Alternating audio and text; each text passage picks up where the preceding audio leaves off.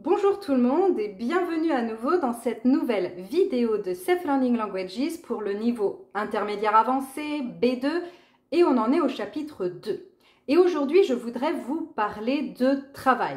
Comme vous le savez déjà, j'ai vécu 8 ans en Espagne et 2 ans en Écosse. Mais comment j'en suis venue à partir en Écosse? Tout simplement parce qu'en Espagne, je suis tombée au pire moment pour le marché du travail, en pleine crise économique avec la crise immobilière.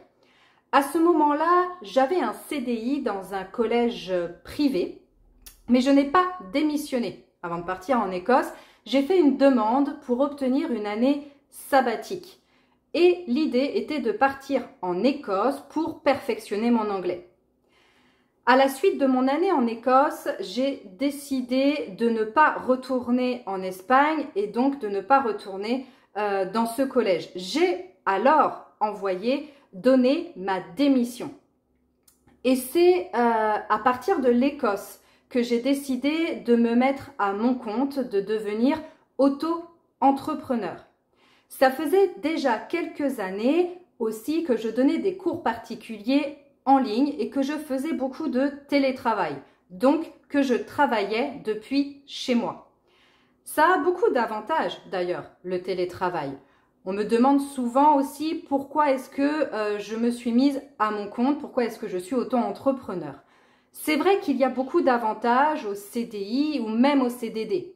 Certes, j'aurais pu signer un contrat, mais quand même à condition que ce soit le poste de mes rêves.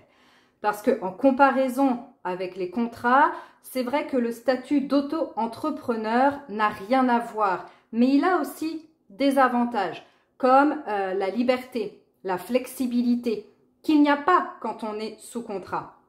C'est-à-dire, je décide de travailler quand je veux, d'où je veux et avec qui je veux.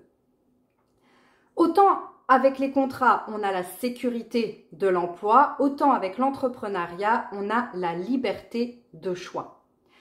Bien sûr, sauf si je trouvais le poste parfait et qu'on me proposait un CDI, l'entrepreneuriat est ce qui me rend le plus heureuse, je pense maintenant, dans mon travail, en matière de travail. Mais le bonheur au travail, c'est quand même quelque chose de très personnel. Quant à savoir qu'est-ce que le bonheur au travail, c'est une autre paire de manches et c'est là que vous intervenez.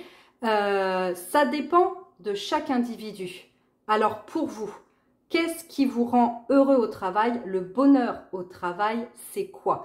J'ai hâte de lire votre réponse dans un commentaire de cette vidéo et surtout n'oubliez pas de faire le quiz que vous trouverez dans la description.